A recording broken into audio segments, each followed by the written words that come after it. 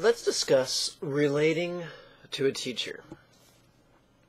Do you gotta think your teacher is God himself come down to help you? No, that's just lame. Well, then how should you relate to your teacher? Simple. Relate to a teacher who is an expert in a very specific area in your life that you desire to acquire expertise in. For instance, let's pretend you're a small business owner and your business is doing badly. It's in the red. You haven't seen black ink for months. Let's pretend there's someone in your exact same business, in the exact same city, in the exact same economy, getting stellar results.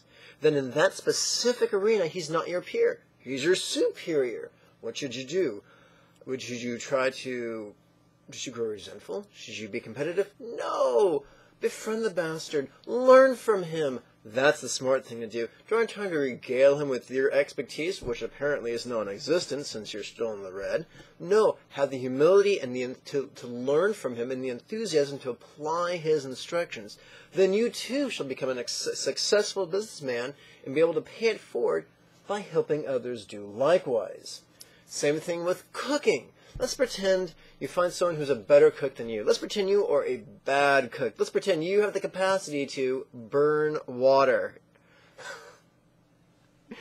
Then when you encounter a better cook, you can either, puff yourself up and pretend to be more qualified than you are. Behold me, I can, in fact, burn water.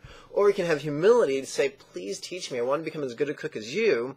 And to have the enthusiasm to apply their instructions so you can, in fact, become a great cook. And then turn around, pay it forward, and help others do likewise.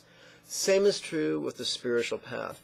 Whether you've been meditating for 8 days, or 8 weeks, or 8 months, or even 8 years, hey, listen, if you have not accomplished full enlightenment, you're probably doing something wrong. Buddha taught that full enlightenment can be accomplished in 7 years, or 7 months, or 7 weeks, or even 7 days. So that doesn't make you a bad person, but this means that you're not as successful as you may have liked to be.